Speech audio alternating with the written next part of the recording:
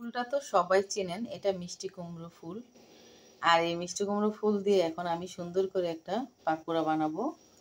আর এই যে এখানে সব রকম মশলা দিয়ে ডো তৈরি করে নিয়েছি। এখানে চালের গুঁড়া, ময়দা সব কিছু দিয়েছি। আর এদিকে ভাত হয়ে যাচ্ছে। মাই ডিয়ার হাজব্যান্ড আসার আগে আমি সব কিছু গরম গরম রান্না করার চেষ্টা করি। এটা যারা আমার ভিডিও দেখো তারা সবাই জানো। আর এই যে আমি সুন্দর করে ডোটাতে চুবিয়ে যে গরম তেলে দিয়ে দিলাম এভাবে।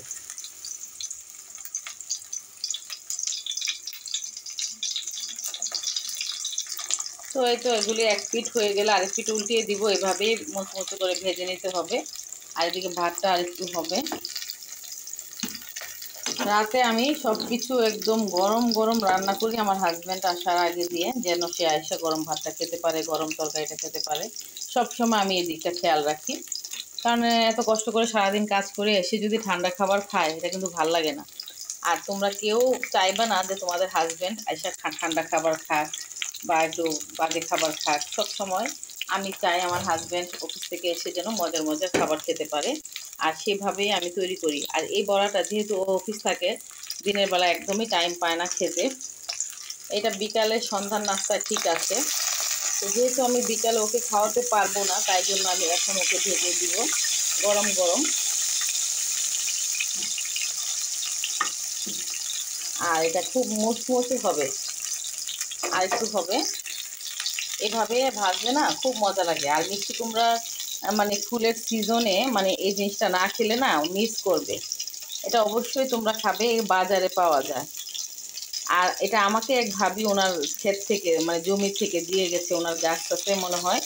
তো আমাকে আজকে দিয়ে গেল, বললো যে ভাবি আপনার জন্য নিয়ে আসছি, একদম নিজের গাছ থেকে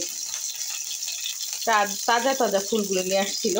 যখন নিয়ে আসছিল ফুলগুলো অনেক সুন্দর লাগতেছিল, একদম হলুদ ছিল আর ফুটন্ত ফুল ছিল।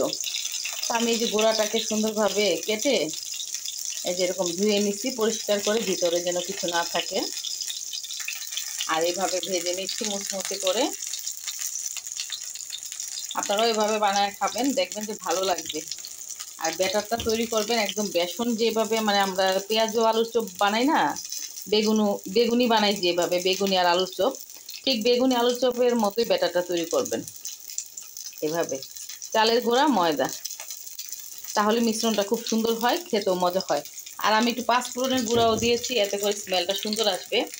পাঁচফোড়নটা যখন আমি গুঁড়া করছি সাথে এলাচি দারচিনিও দিয়েছিলাম স্মেলটা সুন্দর আসার জন্য আর কি। তো এক একজনের পছন্দ অনুযায়ী এক একজন এইভাবে বানিয়ে নেবেন আর কি। তা আমি এগুলো হয়ে গেছে ভাজা, আমি টিস্যুর মধ্যে নিয়ে নিব, যেন বাড়তি তেল তেল যেটা থাকে টিস্যুতে লেগে যায়। তেলটা এমনি আমাদের অনেক ক্ষতি, এই সাদা তেলটা, সাদা তেল, সাদা চিনি, সাদা লবণ শরীরের জন্য খুবই ক্ষতিকর। তারপরেও আমরা মাঝে মধ্যে একটু খাবো, খাবো না যে তা না, সীমিত সময়ের জন্য অল্প খাবা, তাহলে শরীর স্বাস্থ্য ভালো থাকবে। আল্লাহ হাফেজ, ভালো থাকবে সবাই। আসসালামু আলাইকুম। ভিডিও ভালো লাগলে অবশ্যই লাইক শেয়ার কমেন্ট করতে ভুলবা না।